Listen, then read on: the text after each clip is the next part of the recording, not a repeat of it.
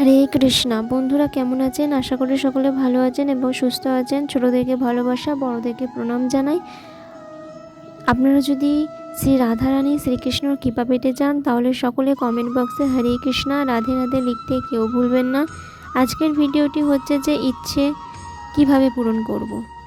তাহলে ভিডিওটি আবার শুরু করা যাক। ইচ্ছে, সিদ্ধান্ত আর নিশ্চয়তা, এই শব্দগুলি আমাদের জীবনে অনেকবার শুনেছি, তাই না?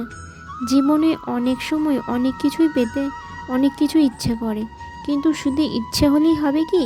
সব কিছু কি পাল্টায়? সব কিছু কি পাওয়া যায়?